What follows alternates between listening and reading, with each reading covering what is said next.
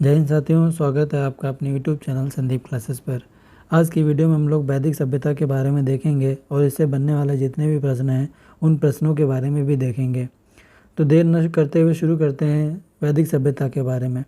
वैदिक सभ्यता जो हमारी है, वैदिक सभ्यता से तात्पर्य है कि भारत में आर्यों द्वारा प्रारंभ की गई सभ्यता से है, जो कि सिंधु सभ्यता की समाप्ति के बाद में आई हुई प्रजाति, जो कि वास्तव में एक भाषाई समूह है, भारत से बाहर आई हुई मानी जाती है। यानी वैदिक सभ्यता जो है वो सिंधु घाटी सभ्यता के बाद में जो पनपी, उसी को वैदिक सभ्यता कही गई। वैदिक सभ्यता हमने पिछले वीडियो में देखा था कि उसकी समाप्ति एक बाढ़ से हुई, जो कि एक नगरीय सभ्यता है, और वैदिक सभ्यता एक ग्रामीण सभ्यता है। इसके कालखंड के बारे में हम लोग देखेंगे कि वैदिक सभ्यता का कालखंड क्या है। वैदिक सभ्यता का जो कालखंड माना गया है वो 1500 ईसा पूर्व से लेकर के 600 ईसा पूर्व तक की माना गया है। वैदिक काल भी दो भागों में बटा है, एक ऋग वैदिक काल और दूसरा उत्तर वैदिक काल। ऋग्वैदिक काल का कालखंड क्या है, 1500 ईसा पूर्व से लेकर के 1000 ईसा पूर्व तक की, और उत्तर वैदिक काल का 1000 ईसा पूर्व से लेकर के 600 ईसा पूर्व तक की माना गया है।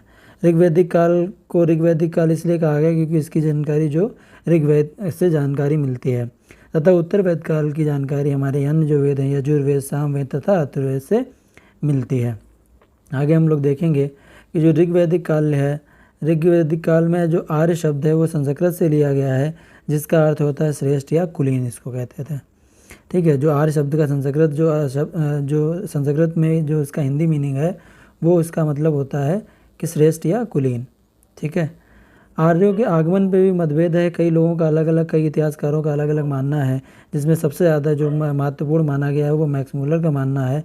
मैक्स मुलर ने बताया कि आर्य जो है वो मध्य एशिया से आए हुए थे।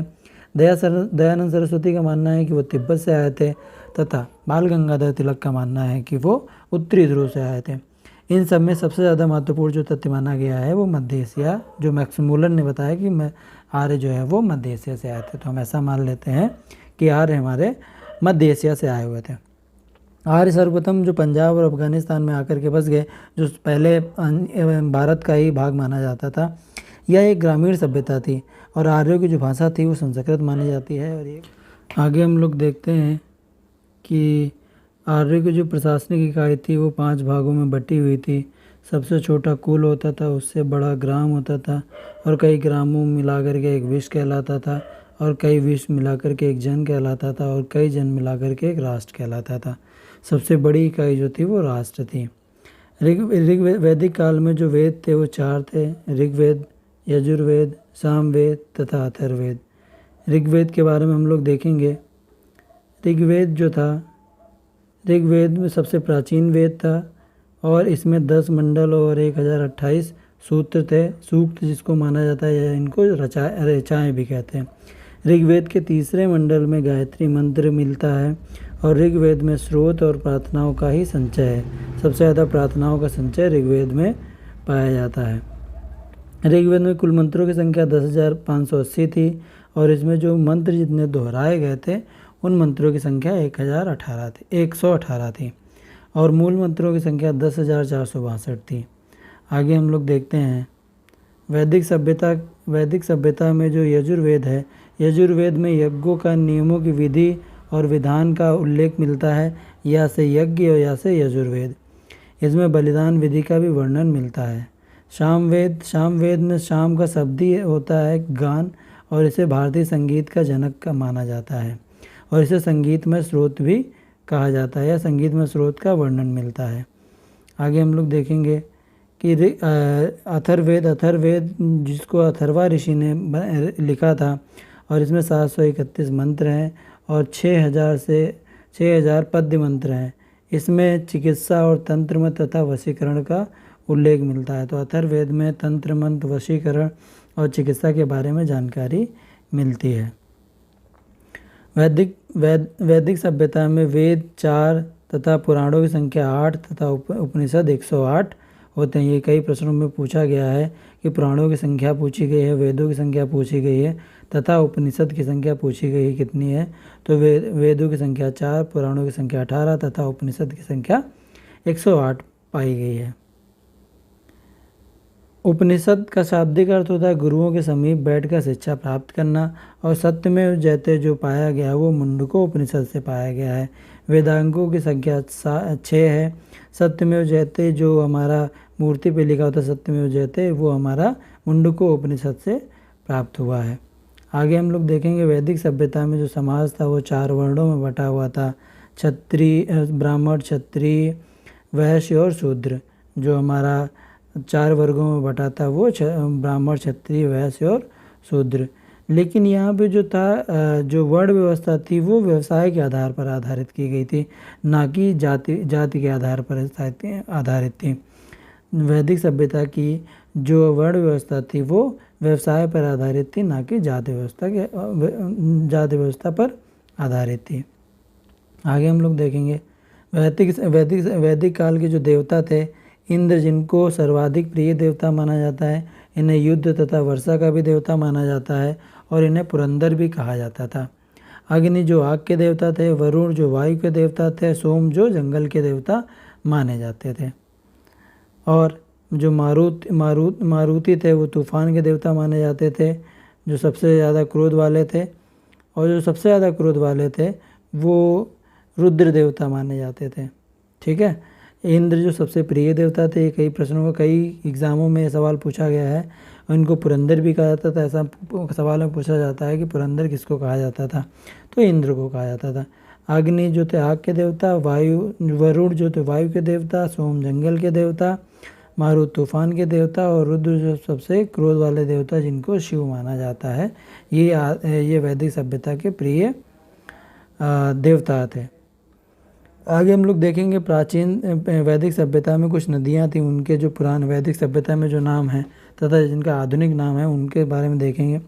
सुतुद्री जिसका सतलज नाम अभी जाना जाता है, आस्किनी जो चिनाब नदी को कहते हैं, पिपासा व्यास नदी को कहते थे, कुंभा काबुल नदी को कहते थे, सदा नीरा गंडक को कहते थे, सुवास्तु स्वात नदी को कहते थे,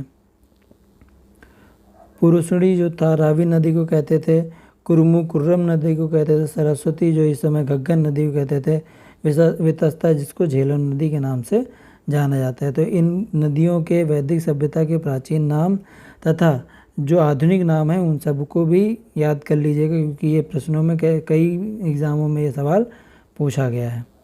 आगे हम लोग देखेंगे वैदिक जो सभ्यता के जो 6 दर्शन थे उनके बारे में हम लोग जानेंगे, और उनसे सवाल जो बनते हैं वो भी हम लोग देखेंगे। वेद और उपनिषद को पढ़कर 6 ऋषियों ने अपना दर्शन गढ़ा, जिनमें इन्हीं को 6 दर्शन के नाम से जाना जाता है। जिनमें पहला है सांख्य दर्शन जो कपिल ऋषि ने लिखा, न्याय दर्शन जो गौतम ऋषि ने लिखा, योग दर्शन जो पतंजलि ने लिखा, वैश्विक दर्शन जो कणाद ने लिखा, उत्तर मीमांसा जो वादरायण ने लिखा, पूर्वी मीमांसा जो जैमिनी ने लिखा। इसमें सांख्य दर्शन और न्याय दर्शन महत्वपूर्ण है, ये कई एग्जामों में पूछे गए हैं। ऋग्वैदिक काल के कुछ महत्वपूर्ण तथ्य हैं, उनके बारे में हम लोग देखेंगे। जो ऋग्वैदिक या वैदिक काल जो था वो आर्यों का समाज पितृ प्रधान था, यानी पिता की महानता मानी जाती थी या पिता की ही चलती थी अपने परिवार में। गाय को जो अघन्या माना गया है, यानी ना मारे जाने वाले पशुओं की श्रेणी में रखा गया है। इनका प्रिय पशु घोड़ा था और सर्वाधिक प्रिय देवता जो था वो इंद्र था। इनकी खोजी गई जो धातु थी वो लोहा थी तथा सरस्वती नदी सबसे महत्वपूर्ण और पवित्र नदी मानी गई है। गंगा का उल्लेख ऋग्वेद में 1 बार हुआ है, यमुना का उल्लेख ऋग्वेद में 3 बार हुआ है तथा सिंधु नदी का उल्लेख सर्वाधिक बार हुआ है। क्यों? क्योंकि इससे पहले जो सिंधु घाटी सभ्यता सिंधु नदी के किनारे ही बसी थी, तो सिंधु का उल्लेख कई बार मिला हुआ है। वैदिक सभ्यता उत्तर वैदिक काल के जो कुछ महत्वपूर्ण तथ्य उनके बारे में देख लेंगे। उत्तर वैदिक काल में इंद्र के बजाय जो प्रजापति थे वो सर्वाधिक प्रिय देवता थे। इसे प्रश्न पूछा जा सकता है कि उत्तर वैदिक काल के जो सर्वाधिक प्रिय देवता थे उनका नाम प्रजापति था। उत्तर वैदिक काल में वर्ण व्यवसाय की बजाय जन्म के आधारित पर, वैदिक काल में व्यवसाय के आधारित पर था, उत्तर वैदिक काल में जन्म के आधार पर आधारित कर दिया गया था।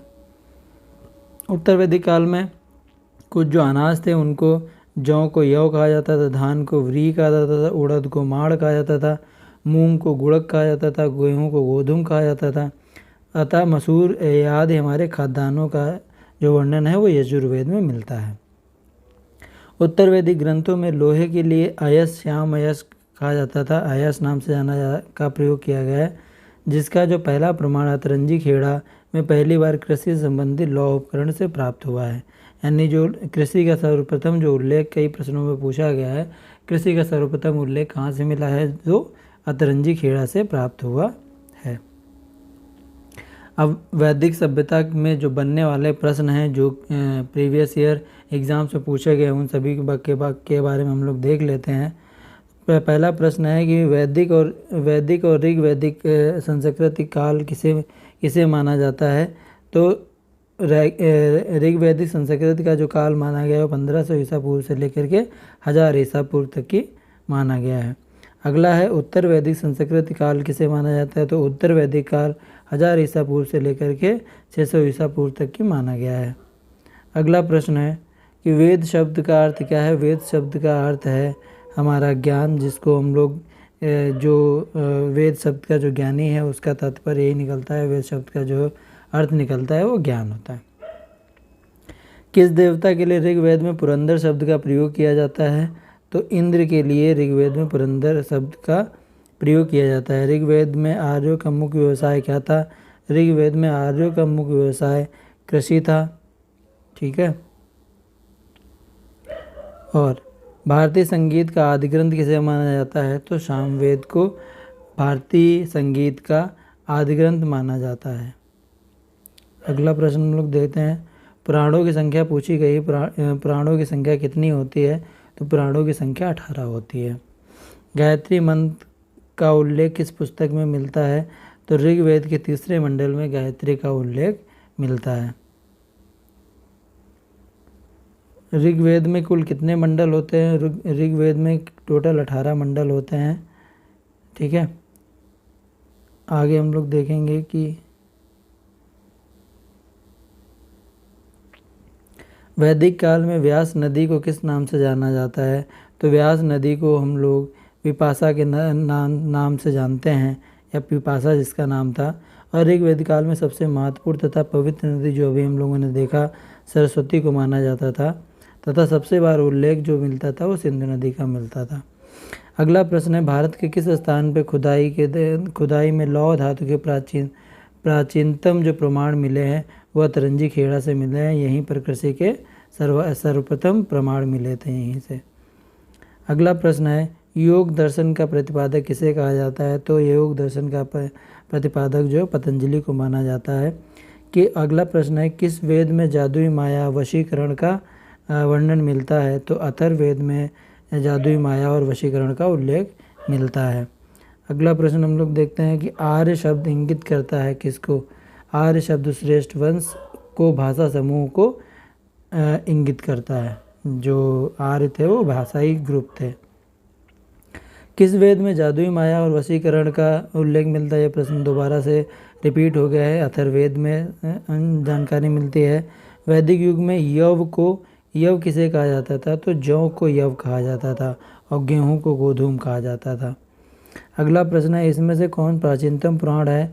तो मत्स्य पुराण जो है वो प्राचीनतम पुराण है। अगले प्रश्न के बारे में हम लोग देखेंगे कि अगला प्रश्न पूछा गया ऋग्वैदिक काल में सबसे प्रधान देवता कौन था। तो ऋग्वैदिक काल में सबसे प्रधान देवता जो था वो इंद्र था। इसका उल्लेख सबसे ज़्यादा बार मिला है और सेकेंड नंबर पे सोम देवता का उल्लेख मिला है। संस्कारों की कुल संख्या कितनी है। तो संस्कारों की कुल संख्या 16 है। तथा अगला प्रश्न पूछा गया है कि निम्न में से परमाणुवाद का जनक किसे कहा जाता है। तो परमाणुवाद का जनक जो है वो कणाद को कहा जाता है। अगला प्रश्न पूछा गया है कि ऋग्वेद में सूक्तों की संख्या कितनी है। तो 1028 ऋग्वेद में सूक्तों की संख्या है। अगला प्रश्न पूछा गया है गायत्री मंत्र की रचना किसने की थी। तो गायत्री मंत्र की रचना विश्वामित्र ने की थी। और आर्यों का जो प्रिय पशु था वो घोड़ा था। और आखिरी प्रश्न है ऋग्वेद में सबसे अधिक बार किस नदी का उल्लेख मिलता है। तो सिंधु नदी का सबसे ज़्यादा उल्लेख मिलता है। तो अगर आपको ये वीडियो अच्छा लगा हो तो तो लाइक हमारे चैनल को लाइक कर दीजिएगा, सब्सक्राइब कर लीजिएगा और अपने दोस्तों में शेयर ज़रूर कर दीजिएगा। इसी के साथ जय हिंद, जय भारत।